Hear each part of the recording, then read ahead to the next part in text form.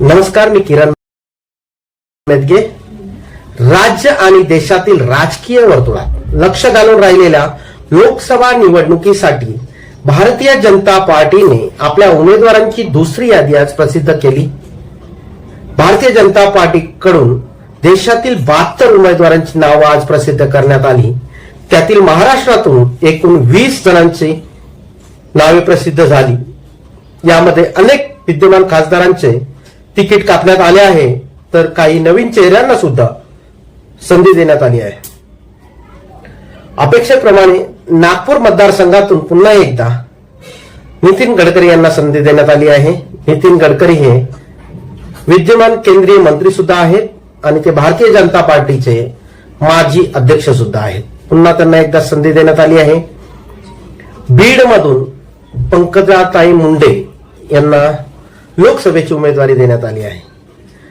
पंकजाताई मुंडे यांनी 2009च्या महाराष्ट्र विधानसभेत बीड जिल्ह्यातील परळी विधानसभा मतदारसंघाचे ऑक्टोबर 2019 पर्यंत प्रतिनिधित्व केलं आहे. त्यानंतर चंद्रपूर मधून सुधीर मुनगंटीवार यांना उमेदवारी देण्यात आली आहे.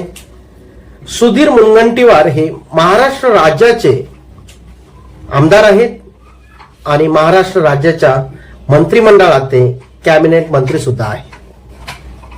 त्यांच्याकडे वन मंत्रालय आहे. मुंबई उत्तर मधून पियुष गोयल यांना संधी देण्यात आली आहे. 16व्या लोकसभेत त्यांनी रेल्वे मंत्रालय हे सांभाळलेलं आहे.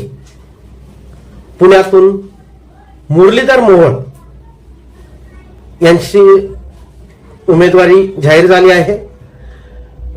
मुरलीधर मोहोळ यांनी महापौर पद सांभाळलेलं आहे. ही भाजपच्या यादीतील प्रमुख नावे आहेत.